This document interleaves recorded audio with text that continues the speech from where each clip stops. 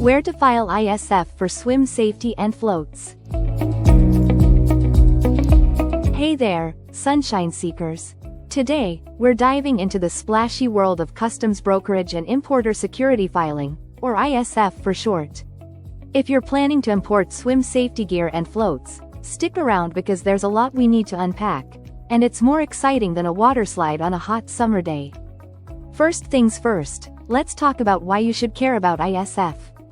Importing swim safety gear might seem as harmless as a rubber duck, but there are serious regulations you need to be aware of. The ISF is crucial for ensuring that your products comply with U.S. customs requirements, making sure that your fun imports don't turn into a swim in hot water. Alright, so what exactly is the ISF? It stands for Importer Security Filing, and it's a way to provide U.S. Customs and Border Protection, CBP, with info about your shipments before they hit the shores. Think of it as giving CBP a heads up that you're bringing some cool things to America, like those super fun inflatable pool floaties. Let's break it down. As an importer, you've got to file your ISF before the goods are loaded on the vessel. This isn't just a suggestion, it's an official requirement. Information like the buyer, seller, and manufacturer details must be provided. You wouldn't want to wind up in a situation where your shipment is delayed because of a missing piece of info. Now, you might be thinking, where do I file my ISF? If only it were as simple as a one-stop shop for all things fun in the sun. While there isn't a magical portal for filing ISF, it's typically done through your customs broker. They're the experts who navigate the complex waters of customs regulations and ensure compliance. So, what does a customs broker do? Imagine them as a lifeguard for your imports, always watching out and ensuring your products don't get into any trouble. They help you prepare the necessary documentation, which means you can focus on selecting the perfect float for your beach day. Don't swim against the tide. Failing to file your ISF can result in hefty penalties or even having your goods sent back. And no one wants to face a customs delay that'll leave you floatless for weeks.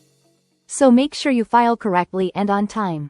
Speaking of penalties, they can be as heavy as a fully inflated float. We're talking up to $5,000 for non-compliance issues. So, what's a few minutes of paperwork compared to a huge fine? Now, that's a great deal if you ask me. But wait, there's more. Not all swim safety items are created equal when it comes to customs. Different floats, life jackets, and inflatable pool toys have unique classifications. It's essential to know what specific classification your products fall into when filing the ISF. Let's jump into some classifications. You might be surprised to know that a charm bracelet float and a life vest are not classified the same way. Familiarize yourself with HTS, Harmonized Tariff Schedule, codes that will help you categorize your imports accurately. Remember, the fishier the classification, the bigger the waves you might face later on. We can't forget about technology's role in filing ISF. County regulations change, and technology is evolving. There are platforms out there that streamline the filing process, making it easier than ever.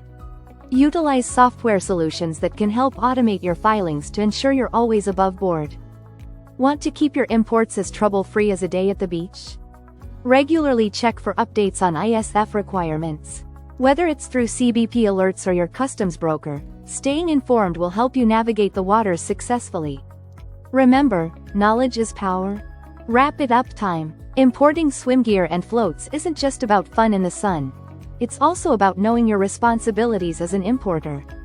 An ISF may seem like a daunting task, but think of it as making sure your summer fun stays on the right side of the law. To summarize, filing your ISF for swim safety and floats is not only a requirement but also a gateway to smooth sailing for your imports.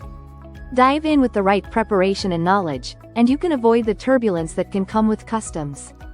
Thanks for joining me on this journey through the ins and outs of customs brokerage.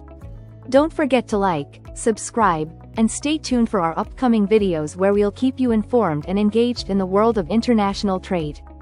Disclaimer note below. Until next time, keep those floaties handy.